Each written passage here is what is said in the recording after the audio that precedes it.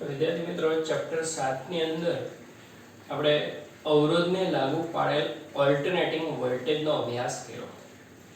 હવે ઇન્ડક્ટરને લાગુ પાડેલ ઓલ્ટરનેટિંગ વોલ્ટેજનો અભ્યાસ આપણે કરીશું, પણ એ પહેલા એક મહત્વનો ટોપિક છે ઘૂમતો સદિશ, ફેઝર અથવા રોટર પણ એને નામ આપવામાં આવે છે, એનો અભ્યાસ કરવામાં આવે છે. કે જો વિદ્યુત પ્રવાહ વોલ્ટેજ છે સાઇન ને કોસ વિધિ અનુસાર બદલાતા જણાય છે. સદિશો હોય, સદિશોમાં સાઇન ને કોસ ઘટક આવતા હોય તો સદિશોનો સરવાળો કરવા માટે ત્રિકોણની કે ચતુષ્કોણની રીત છે, એમાં આપણે આકૃતિ સ્વરૂપે એને દોરતા હોય છે કે સદિશનું જેટલું મૂલ્ય હોય એટલી જ લંબાઈ અને જે દિશામાં હોય એ દિશામાં તીર દોરવામાં આવતું હોય છે. પરંતુ વિદ્યુત પ્રવાહના વોલ્ટેજમાં સાઇન ને કોસ આવે છે, હાર્મોનિક વિધેય છે, પરંતુ તે સદિશ નથી, અદિશ છે, સ્કેલર છે. તો પણ એનો સરવાળો કઈ રીતે કરવો કે બે પ્રવાહ આપેલા છે જુદા જુદા, એનો તમારે સરવાળો કરવો છે. વોલ્ટેજ અને પ્રવાહનો સરવાળો તો ન થાય કારણ કે એકમ જુદા છે.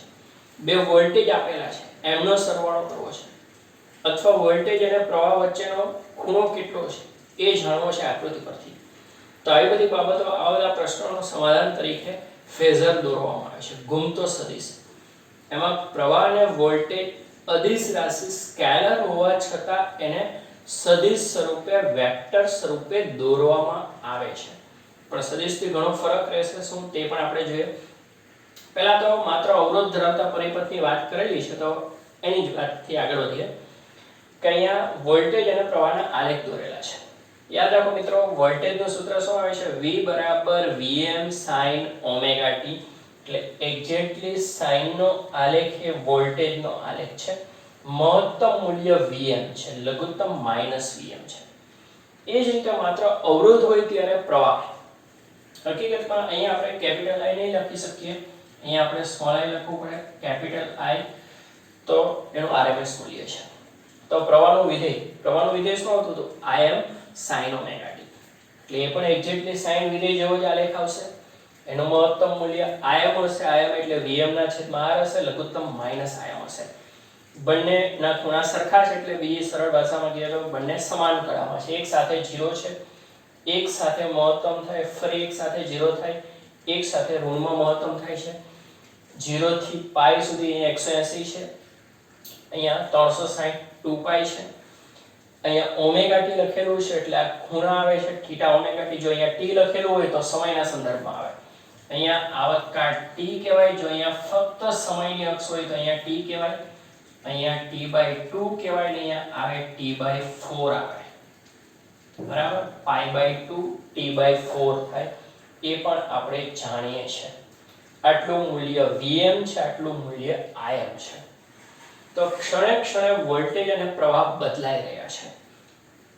તેને સદિશ સ્વરૂપે દોરવા હશે તો શું, કઈ રીતે દોરી શકશો? તો કોઈ એક ક્ષણ માટે દોરી શકો તમે, પછી તો બદલાય જ કરવાના છે. એક ક્ષણ કઈ છે, એ સમય કયો છે? તો એ સમય આપણે લેશું, જો t એટલે ચલ છે, કોઈ પણ કિંમત હોય, પણ એક ખાસ સમય એટલે આપણે t1 લઈએ છીએ. બરાબર, આંકડો તો લઈ શકાય ને t1. જો અહીંયા સમય t1 છે તો ખૂણો કેટલો છે? Omega t1. ત્યારે વોલ્ટેજ કેટલો છે? આટલો છે. અને પ્રવાહ કેટલો છે? આટલો છે. અને આલેખમાં જોવું પડે, જ્યાં પહોંચતા હોય એટલો હોય. તો આપણે એને ફેઝર સ્વરૂપે દોરવાનો છે. જો ફેઝર સ્વરૂપે કઈ રીતે દોરી શકાય? આપણે વોલ્ટેજની વાત કરીએ. વોલ્ટેજનું સૂત્ર છે V = Vm sin omega t. તો એક સદિશ દોરવાનો તમારે, જેની લંબાઈ કેટલી રાખવાની? Vm, મહત્તમ મૂલ્ય જેટલી. ખૂણો કેટલો રાખવાનો? ઓમેગા t જેટલો. અહીંયા t1 સમયની વાત છે ને, એટલે ખૂણો કેટલો રાખ્યો છે? Omega t1. આટલો ખૂણો, અને લંબાઈ કેટલી રાખવામાં આવી? Vm. આ જે લંબાઈ છે તે Vm છે, અને આ જે ખૂણો છે તે ઓમેગા t1 છે. અને આખો સદિશ છે તે વોલ્ટેજનો ફેઝર, વોલ્ટેજનો સદિશ છે. સદિશ બી અથવા ઘાટો તમે દર્શાવી શકો. આખું વોલ્ટેજનો સદિશ છે. બરાબર, આપણે 11 યાદ કરો, સદિશ કઈ રીતે દોરતા હતા? અહીંયા ધારો કે x અક્ષ છે, અહીંયા y અક્ષ છે, અને ધારો કે આ ખૂણો થીટા છે ને તમને એવું કીધેલું છે a cos થીટા. તો a cos થીટા એટલે તમારે લંબાઈ કેટલી રાખવાની? આ a જેટલી લંબાઈ રાખવાની, અને એના પરથી લંબ દોરો તો આ માપ કેટલું મળે? તો a cos થીટા મળે. એના બદલે તમને એવું કીધું હોય કે a sin થીટા, અને સદિશ સ્વરૂપે દર્શાવો, ઘટક પરથી સદિશ આવે, તો બી તમારે ખૂણો અહીંયા થીટા રાખવાનો, લંબાઈ a રાખવાની, અને આ ઘટક લઈ લેવાનો. તો આ શું આવે? a sin θ આવે. a cos θ ના કહેવાય સદિશ a. તો આ લંબાઈ છે vm. લંબાઈ vm છે, ખૂણો છે ઓમેગા t1. તમે અહીંયા લંબ દોરો તો આ માપ કેટલું આવે? vm cos omega t. ને આ બાજુ લંબ દોરો, બરાબર, અહીંયા દોરેલું છે. કેટલું આવે છે? vm sin omega t1. t1 સમય છે એટલા માટે. તો આ રીતે વોલ્ટેજ અને પ્રવાહ છે એના ફેઝર દોરવામાં બીજું કંઈ નથી કરવાનું. એનો કંપેસર મહત્તમ મૂલ્ય જેટલી તીરની લંબાઈ રાખવાની છે અને ઓમેગા t કે t1 જે ખૂણો હોય એટલો ખૂણો રાખવાનો. આટલો ખૂણો બનાવતી દિશામાં આટલી લંબાઈનું તીર દોરવાનું એટલે વોલ્ટેજનો ફેઝર તૈયાર થઈ ગયો. પણ ફરક એ છે કે સદિશનો ખૂણો θ ફિક્સ હોય છે. એટલે આ જે સદિશ a છે ને અહીંયા રહેશે, અહીંયા નિશ્ચિત છે. જ્યારે આ જે અદિશ છે એનો શું છે? એનો ખૂણામાં ઓમેગા t1 દેખાય છે. ચલો t1 સમય તો અહીંયા રહેશે, પણ t સમય તો સતત બદલાશે ને, સમય વધતો જશે. સમય વધતો જાય એટલે શું થાય? ઓમેગા t1 ખૂણો પણ વધતો જાય ને, ખૂણો પણ વધતો જાય એટલે આ સદિશ આગળ વધતો જશે. અહીંયા પહોંચશે. અહીંયા પણ તમે જોઈ શકો ને t1 સમય આટલે છે. t/4 સમયની વાત કરીએ તો t/4 સમયે તમે અહીંયા આવો ને તો આ સદિશ ક્યાં આવી ગયો? અહીંયા આવી ગયો. મહત્તમ લંબાઈ આવી ગયો vm. જો આ માપ છે, આ vm sin ઓમેગા t1 છે. આખી લંબાઈ vm છે, પણ આટલો એનો y ઘટક ઓછો છે. sin ની કિંમત 1 થી નાની છે. પણ જ્યારે અહીંયા પહોંચે ત્યારે એની કિંમત 1 થઈ જાય sin ની. એટલે આ લંબાઈ કેટલી આવી જાય? પૂરેપૂરી vm આવી જાય. પછી ઘટવા મળશે. જો સમય 0 હોત તો આ ફેઝર અહીંયા હોત. માની લો કે આપણે વોલ્ટેજનો ફેઝર છે એને આ રીતે દર્શાવીએ કે આ જે છે તે વોલ્ટેજનો ફેઝર છે. લંબાઈ vm છે, ખૂણો ઓમેગા t1 છે. જ્યારે ખૂણો 0 હતો ત્યારે આ સદિશ અહીંયા હતો. તો આનો y ઘટક કેટલો હતો? 0 હતો. આપણે sin આવે એટલે y ઘટક છે. જેમ જેમ સમય આગળ વધે છે એમ ફેઝર ફરતો જાય છે. t1 સમય અહીંયા પહોંચે છે, બરાબર. હવે આ માપ તો vm sin ઓમેગા t1 છે. અહીંયા આપણે પૂછ્યા. હજી સમયને આગળ વધારો. જ્યારે સમય t/4 થાય છે, સમય t/4 ત્યારે ઓમેગા t/4 એટલે π/2 થઈ જાય. sin π/2 1 થાય એટલે આ જે vm sin ઓમેગા t છે એનું મૂલ્ય vm જ થઈ જાય. sin ની કિંમત 1 થઈ જાય. વોલ્ટેજ મહત્તમ છે. હજી સમય આગળ વધારો, બરાબર, એટલે ફેઝર આ બાજુ આવશે તો ફરી મૂલ્ય ઘટવા મળશે. જો આનો y ઘટક નાનો થતો જશે. અહીંયા y ઘટક vm છે, આમ જાય એટલે y ઘટક નાનો થતો જાય. જ્યારે સમય t/2 થશે, સમય t/2 ત્યારે ખૂણો π થશે. sin π 0 થઈ જાય. તો ફેઝર તો છે પણ એનો y ઘટક 0 છે. હજી સમય આગળ વધારો તો ઋણમાં આવવા મળશે. જો ઋણમાં આવશે. અહીંયા પહોંચશે 3t/4 સમયે ખૂણો હશે 3π/2 ત્યારે ફેઝર અહીંયા આવી ગયો હશે. મૂલ્ય હશે -vm, બરાબર. હજી આગળ વધો અને 2π થાય એટલે પાછો અહીંયા પહોંચી જાય. મૂલ્ય 0 થઈ જશે. ફરી સમય આગળ વધારો એટલે ફરી અહીંયા આવશે. તો આ જે ફેઝર છે એ ફેઝર એટલે કે એક જગ્યાએ રહેતો સદિશ નથી, ઘૂમતો સદિશ છે. અને ઘૂમતો સદિશ એટલે જ એને ફેઝર કે રોટર કહેવામાં આવે છે. રોટર જે મોટરની અંદર ફરતો ભાગ છે. તો ઘૂમતો સદિશ કે ફેઝર તરીકે વોલ્ટેજને પ્રવાહને જેવી વોલ્ટેજની વાત કરીએ એવી જ પ્રવાહની પણ વાત છે, બરાબર. એ પણ ઘૂમતો રહેશે. એટલે કોઈ ચોક્કસ ક્ષણે તમને એનો ફેઝર બી દોરી શકો અને એના પરથી વોલ્ટેજનું મૂલ્ય પણ મળી જાય છે. એ જોઈ શકે. જો કોસ વિધેય પ્રમાણે હોત તો x ઘટક લેવો પડે. તો અહીંયા મહત્તમ હોત. જેમ વોલ્ટેજ અહીંયા ફેઝર હોય તો y ઘટક 0 છે પણ x ઘટક મહત્તમ હોત. કોસ નો આલેખ મહત્તમથી શરૂ થાય, બરાબર. પણ અહીંયા સાઈન છે. તો આ રીતે ઘૂમતા સદિશ સ્વરૂપે વોલ્ટેજ અને પ્રવાહના ફેઝર દોરવામાં આવે છે. ફેઝર એટલે ઘૂમતો સદિશ છે. AC વોલ્ટેજના પ્રવાહ માટે અહીં આકૃતિ રજૂ કરેલી છે, પણ આ માત્ર અવરોધ ધરાવતા પરિપથ માટે જ છે. તો ફેઝર દોરવામાં કંઈ નથી. મહત્તમ મૂલ્ય કંપેસતાર જેટલી લંબાઈ રાખવાની અને અહીંયા જે ખૂણો હોય એટલો ખૂણો બનાવતી દિશામાં એટલી લંબાઈનું તીર દોર દેવાનું. જે ઓમેગા ઝડપથી XY સમતલમાં ભ્રમણ કરશે એટલે એને ઘૂમતો સદિશ ફેઝર કહેવામાં આવે છે. અદિશ રાશિઓને ઘૂમતા સદિશ સ્વરૂપે રજૂ કરવામાં આવે છે. ઓકે, હવે નવો ટોપિક જોઈએ. ઇન્ડક્ટરને લાગુ પાડેલ એ વોલ્ટેજ એટલે ઓલ્ટરનેટિંગ વોલ્ટેજ. AC વોલ્ટેજ કેવું ગેરવ્યાજબી છે, ઓલ્ટરનેટિંગ કરંટ વોલ્ટેજ એવું લાગે. ક્યારેક એવું થઈ જાય, ચાલશે. હવે લાગુ પડેલ વોલ્ટેજ ઇન્ડક્ટરને લાગુ પડીએ છે એટલે L છે, અહીં AC સપ્લાયની આવી સંજ્ઞા આવે સાઇન વિધેય આપણે જાણીએ છીએ. બંધ પરિપથને કિર્ચોફનો નિયમ લગાડીએ, બંધ ગાળો નિયમ સિગ્મા એપ્સિલોન T બરાબર 0 છે. આ છે V અને ઇન્ડક્ટરના બે છેડા વચ્ચે વોલ્ટેજ કેટલો આવે -L/dI/dt. સામે જે પ્લસ થઈ જાય L છેદમાં આવે તો dI/dt એટલે V ના છેદમાં એટલે V નું સૂત્ર શું છે તો કે Vm sin ωt છેદમાં L છે. ચલો Vm ના છેદમાં L sin ωt છે, dI/dt મારે પ્રવાહનું સૂત્ર જોઈએ છે, dt ની સામે લઈ જાઓ તો di બરાબર Vm ના છેદમાં L sin ωt dt થાય. બંને બાજુ સંકલન લઈ લો. di પરથી I જોઈએ છે, સંકલન કરવું પડે બરાબર. સંકલન di અચળ છે બહાર નીકળી ગયા, sin ωt dt છે. di નું સંકલન I થશે, Vm ના છેદમાં L sin નું સંકલન માઈનસ cos થાય ને ઓમેગા t છે t ની સાપેક્ષ એટલે છેદમાં ઓમેગા. અનિયત સંકલન સીમાઓ નથી એટલે સંકલનનો સ્વૈર અચળાંક c મૂકેલો છે, પણ પ્રવાહનું મૂલ્ય 0 ની આસપાસ જ ઘૂમે છે, 0 ની આસપાસ જ પ્રવાહ રહેવાનો છે બરાબર. એટલે અહીંયા સ્વૈર અચળાંકની કિંમત 0 આવે છે એટલે કાઢી નાખો. હવે આ ઓમેગા ને આગળ લઈ લીધો તો ઓમેગા L થઈ ગયો. ઓમેગા L જે છે ને XL લેવામાં આવે છે કે XL એટલે ઓમેગા L છે. ઓમેગા ને બહાર કાઢો, ઓમેગા ને બદલે આપણે XL ધારેલું છે. XL શું છે? ઇન્ડક્ટિવ રિએક્ટન્સ છે.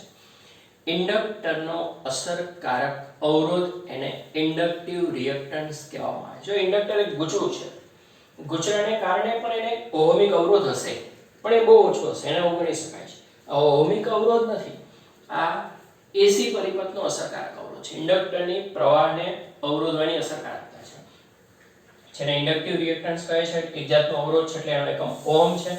ઓમેગા કોણીય આવૃત્તિ અને ઇન્ડક્ટન્સ મૂલ્યના સમપ્રમાણમાં છે બરાબર. XL ઇન્ડક્ટરનો અસરકારક અવરોધ, જેમ અવરોધ R આવે છે એવી રીતે. ઓકે, હવે -cos ωt ને sin સ્વરૂપે રજૂ કરવું હોય તો કઈ રીતે થાય? તો sin ωt -π/2 લખાય. જો પહેલા તો sin અયુગ્મ વિધેય છે, ωt -π/2 એટલે -sin π/2 - ωt. π/2 એટલે 90 છે, માઈનસ થવાની બહાર આવે sin 90 - θ cos θ થઈ જાય. એટલે cos ωt ને આવી રીતે લખેલું. શા માટે આવી જ રીતે લખેલું છે? તો વોલ્ટેજના સૂત્રમાં Vm sin ωt છે, તો પ્રવાહના સૂત્રમાં sin ωt એટલું આવવું જોઈએ કે પાછળ જે હોય તે.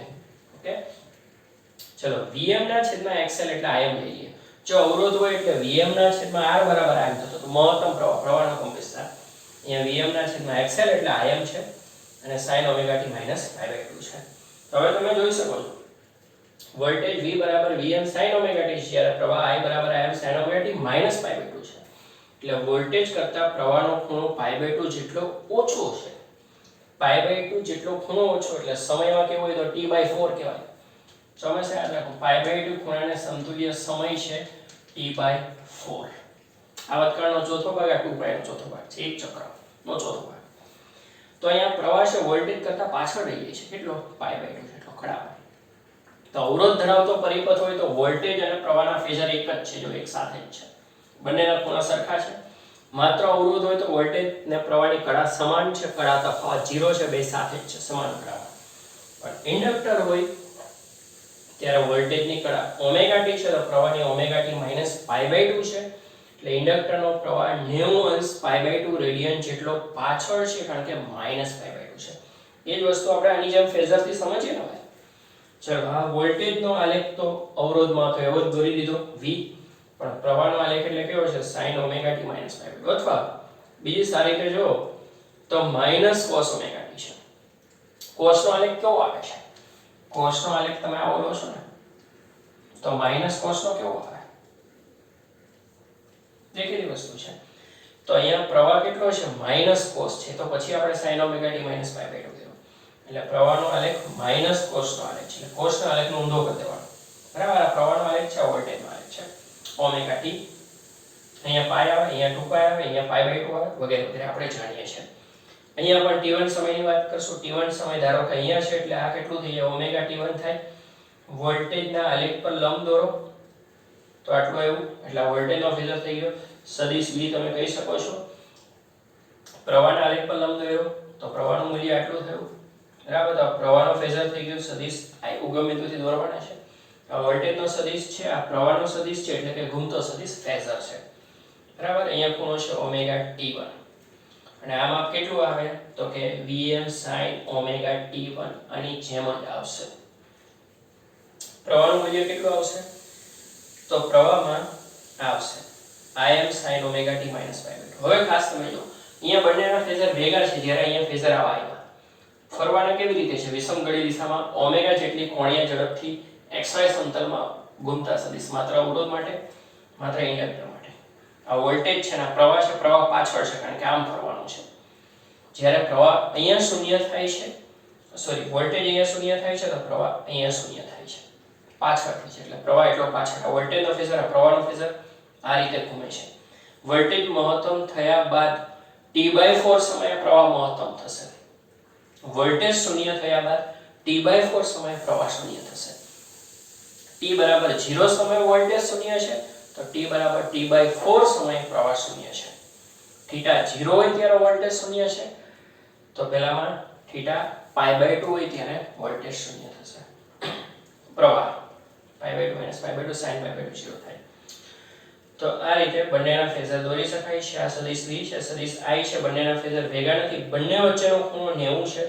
વોલ્ટેજનો ખૂણો ઓમેગા t1 છે, ઉપર તરફ છે, જ્યારે પ્રવાહનો ખૂણો ઓમેગા t1 ઉપર ગયા બાદ π/2 નીચે આવે છે. એટલે વોલ્ટેજનો ઓમેગા t, પ્રવાહનો ઓમેગા t - π/2 છે, એટલે પ્રવાહ પાછળ છે π/2 જેટલો, બરાબર. અહીંયા જોઈ શકાય છે. હવે પાવરનું શું? કે ઇન્ડક્ટર જો બેટરો અવરોધ જેવો જ હોય તો એનો ફાયદો શું? તો ઇન્ડક્ટરમાં સરેરાશ પાવર કેટલો આવે છે? ચલો ઇન્ડક્ટરનો પાવર PL એટલે V * I. V છે Vm sin omega t, I છે Im sin ઓમેગા t - π/2 અને sin ઓમેગા t - π/2 એટલે માઈનસ cos ઓમેગા t છે, એની સાઈન બહાર મૂકી દીધી, cos કરી નાખ્યું. અંશ અને છેદને બે વડે ગુણ્યા, આ જે છેદના બે છે તે અહીંયા લઈ લીધા. Vm Im/2 2 sin θ cos θ એટલે sin ડબલ θ 2 ઓમેગા t. હવે સરેરાશ પાવર જોઈશે તો આ તો કિંમત અચળ છે, બહાર મૂકી દીધી, સરેરાશ sin ની લેવાની. તો sin ઓમેગા t ની સરેરાશ એટલે 0 થી t સુધી સંકલન કરવું પડે ને. sin અને cos ની એક આવતકાળ પર સંકલન કેવું આવે છે તો કે શૂન્ય આવે છે. આગળ cos ઓમેગા t 0 થતું, sin ઓમેગા t પણ 0. એક ચક્ર પર sin નું સરેરાશ શૂન્ય જ આવે. જેટલો ધન ભાગ આવે એટલો ઋણ ભાગ આવે.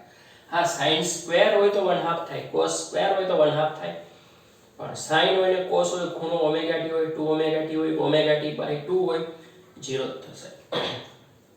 એટલે એક ચક્ર પર sin ની સરેરાશ શૂન્ય થઈ જાય છે, એટલે પાવર શૂન્ય છે. તો ઇન્ડક્ટર એક એવો પરિપથનો ઘટક છે કે જે પૂર્ણ ચક્ર દરમિયાન કોઈ પાવર વ્યય કરતો નથી. બરાબર, પાવર વ્યય કર્યા સિવાય પ્રવાહનો વિરોધ કરી શકે છે, પ્રવાહને અવરોધ દાખવી શકે, એટલે ઇન્ડક્ટરને ફાયદો છે. પાવરનો વેગ કઈ રીતે શૂન્ય આવે છે એ બધું વિગતવાર અભ્યાસ હવે પછીના ટોપિકની અંદર આવશે. એમાં ઘણી બધી આકૃતિઓ આવશે. આખું આ જે ચક્ર છે એના 4 ભાગ પાડીને એની બધી વિગતવાર ચર્ચા થશે, માત્ર ઇન્ડક્ટર માટે. પછી કેપેસિટર આવશે, વચ્ચે ઉદાહરણ 7.2 પણ આવશે. તો ઇન્ડક્ટરને લાગુ પડેલ, જો આ બોર્ડમાં પૂછાય પણ ગયો સવાલ, માર્ચ 2020 ની અંદર આ પ્રશ્ન પૂછાયો છે, હમણાં જે બોર્ડની એક્ઝામમાં. ઇન્ડક્ટરને લાગુ પડેલ ઓલ્ટરનેટિંગ વોલ્ટેજ સમજાવો. ઇન્ડક્ટર એ ઓલ્ટરનેટિંગ વોલ્ટેજ, કિર્ચોફનો બંધ ગાળાનો નિયમ લાગુ પાડો. તો બંધ પરિપથમાં વિદ્યુત સ્થિતિમાનના ફેરફારોનો બેઝિક સરવાળો શૂન્ય થાય છે. આ V છે. ઇન્ડક્ટરના બે છેડા વચ્ચે -L dI/dt આગળનું ચક્ર. માઈનસ છે, સામે ગયા પ્લસ થઈ ગયા, L છેદમાં આવ્યું dI/dt. V એટલે Vm sin ઓમેગા t છે. dt ને સામે લઈ ગયા, સંકલન કર્યું. di નું I થયું, sin ઓમેગા t નું -cos ઓમેગા t ના છેદમાં ઓમેગા. અનિયત છે એટલે સ્વૈર અચળાંક c મૂક્યો, પણ અહીંયા પ્રવાહ શૂન્યની આસપાસ જ ફરે છે, બરાબર, એટલે સ્વૈર અચળાંક 0 આવે છે, એટલે એની કોઈ જરૂર નથી. ઓમેગા બહાર લઈ લીધું. ઓમેગા L એટલે ઇન્ડક્ટરનો અસરકારક અવરોધ, જેને ઇન્ડક્ટિવ રિએક્ટન્સ કહેવાય, એનો એકમ ઓહમ છે. અને -cos ઓમેગા t એટલે sin ઓમેગા t - π/2. આવું સ્વરૂપ લાવવાનું હતું તો -π/2 મૂકો તો જ થાય. ચલો, વોલ્ટેજનો કંપવિસ્તાર ભાગ્યા અવરોધ એટલે પ્રવાહનો કંપવિસ્તાર. અવરોધમાં Vm/R આવતો તો અહીંયા Vm/XL આવે છે. આ પ્રવાહનું સૂત્ર. જો ઇન્ડક્ટર હોય ત્યારે પ્રવાહનો આ સૂત્ર યાદ રાખવાનું, બધામાં વોલ્ટેજનો આ સૂત્ર રહેશે. વોલ્ટેજનો આલેખ એક્ઝેક્ટલી સાઇન છે, પ્રવાહનો આલેખ -cos છે. ચલો, કોઈ t1 સમયે ઓમેગા t1 ખૂણે અહીંયા પહોંચે છે તો વોલ્ટેજનો સદિશ આ રીતનો આ Vm, એનું y ઘટક એટલે કે વોલ્ટેજનું મૂલ્ય Vm sin ઓમેગા t1 તત્કાલીન મૂલ્ય છે t1 સમયનું. એના પરથી પ્રવાહનો ફેઝર આ રીતે આવશે. એનું મૂલ્ય આવશે Im sin ઓમેગા t1 π/2 થશે. વોલ્ટેજની કડા ઓમેગા t1 છે એટલે x અક્ષથી ઉપર તરફ છે, જ્યારે એમાંથી π/2 બાદ કરજો ત્યારે પ્રવાહની કડા મળે છે. એટલે વોલ્ટેજની આ x અક્ષ છે તો વોલ્ટેજની ઓમેગા t1, પ્રવાહની ઓમેગા t1 π/2. ડાયરેક્ટ -π/2 નથી, નહીતર અહીંથી આપણે 90 લેવું પડે તો અહીંયા આવી જાય. ઓમેગા t1 π/2 છે. આ વોલ્ટેજની કડા π/2 જેટલી વધારે છે એટલે વોલ્ટેજ પ્રવાહ કરતા π/2 જેટલો કડામાં આગળ છે, પ્રવાહ પાછળ છે. પાવરની વાત કરીએ, v * I ઇન્ડક્ટરનો Vm sin omega t Im sin omega t π/2 એટલે કે cos ઓમેગા t. અંશ અને છેદને બે વડે ગુણ્યા, છેદના બે આગળ લઈ લીધા, અંશના બે sin ને cos ના સાથે વપરાઈને sin 2θ થઈ ગયું અહીંયા. પછી એની સરેરાશ લેવામાં આવી તો અચળ બહાર નીકળી ગયા, એની સરેરાશ તો અચળ જ રહેશે. sin નું એક ચક્ર પર સરેરાશ sin હોય કે cos હોય, વર્ગ નહીં, ખૂણો ગમે તે હોય, sin ને cos ની એક ચક્ર પર સરેરાશ શૂન્ય આવે. તો ઇન્ડક્ટર એક એવો ઘટક છે કે જેમાં એક ચક્ર દરમિયાન પાવર વે શૂન્ય છે, એટલે પ્રાપ્તિ સ્થાનમાંથી ઊર્જા લઈને પાછી આપી દે છે. બરાબર, છતાં પ્રવાહનું નિયંત્રણ કરી શકાય છે ઇન્ડક્ટર, એટલે અવરોધ કરતા એટલો ફાયદાકારક છે. ને એવું કેપેસિટરમાં પણ આવશે. અને પાવર જે શૂન્ય થયો એનો વિગતવાર અભ્યાસ હવે પછીના ટોપિકમાં થશે. એ પહેલા ઉદાહરણ 7.2 આવશે. તો આ રીતે ફેઝર એટલે કોઈ પણ સમયે વોલ્ટેજના પ્રવાહના આલેખ દોરી દેવાના. સદિશ આલેખ તો આ છે, સોરી. ફેઝર એટલે કોઈ પણ સમયે વોલ્ટેજ અને પ્રવાહના સદિશ દોરવામાં આવે છે, પછી એ ફરતા રહેશે. બેમાં શું ફરક છે ખૂણામાં એ વગેરે જાણી શકાય છે ફેઝરની મદદથી.